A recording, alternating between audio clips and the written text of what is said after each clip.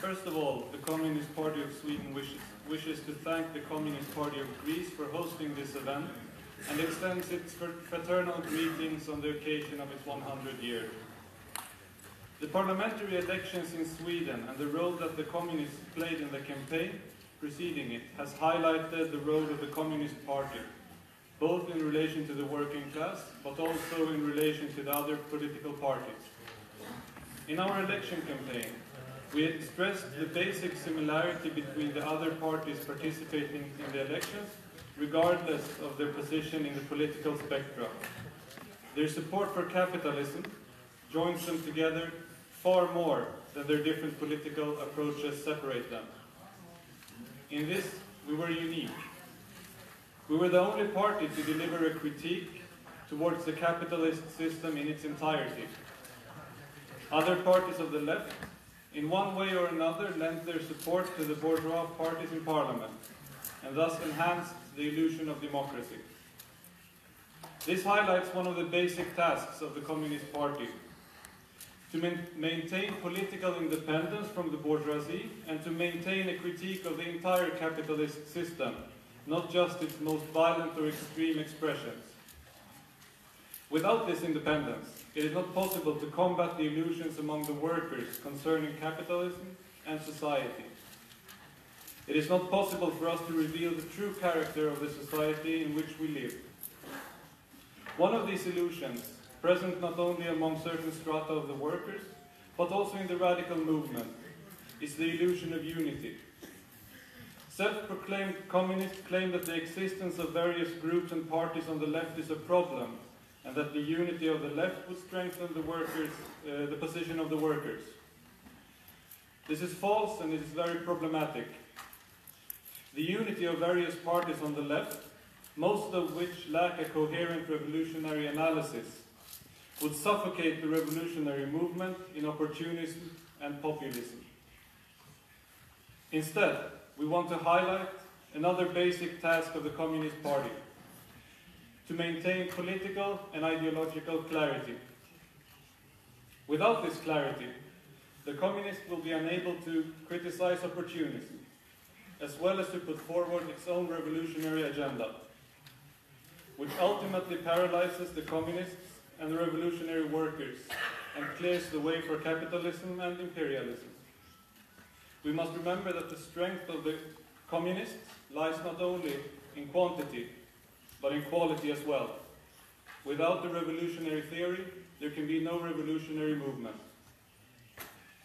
Consequently, we reject the analysis that claim that the Communists must unite with all the progressive forces to defend democracy or to combat right-wing populism. The alliance with other parties and with other organizations for goals such as these muddies the role of the Communist Party and forces it to make concessions on vital ideological standpoints. Unfortunately, we have examples of this from our own history. The proposition of the Communist Party of Sweden to the Social Democrats in 1944 to form a united workers' party included concessions that would have removed democratic centralism, as well as the central role of the dictatorship of the proletariat. Fortunately, this proposition never became reality. Errors such as these are being committed regularly. The struggle for unity against individual expressions of capitalism contains also the justification of the capitalist system and the creations of illusions concerning it. This is why we reject unity or cooperation on the basis of the lesser evil, which again highlight the central task of the Communist Party to maintain a critique of the entire capitalist system. In the cooperation with various other political parties, there are other risks as well. Apart from those already mentioned, there is the risk of appealing only to those already politicized, leaving the great mass of non-politicized workers as they are. The central task of the Communist Party, to be the party of the most conscious and advanced part of the proletariat, is intimately connected to its basis among the workers. Through the work of communists in the workplaces, in the neighborhoods of the workers, in the schools and the universities, both the support and respect for the communists are established.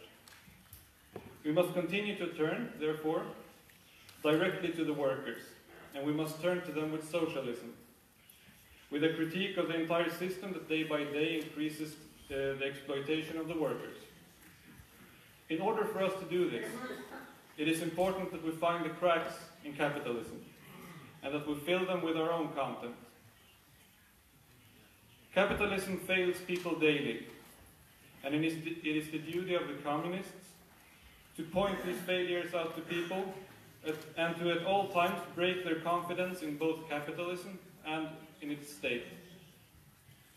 Finding the cracks in the facade of capitalism and organizing around them gives the communists the possibility to deepen their ties with the people and the working class by injecting their own analysis and organization in the daily lives of the people.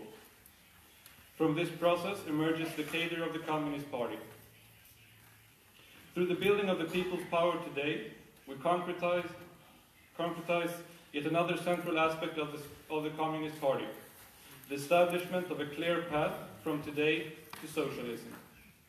Without this link, the dictatorship of the proletariat becomes an empty phrase, void of meaning. It becomes something you mention to sport your radicalism. What we build today must be stepping stones to the future, to the socialist society, and at the same time enlarge the power of the people and the working class. The creation of the people's and the workers' own organizations, in which they struggle against the bourgeoisie, become the foundation of the future socialist state, a state with solid pillars among the working class. In these organizations, the communists must play the leading role, gathering the most conscious workers within its rank, realizing its role as the vanguard and the pride of the working class. Thank you.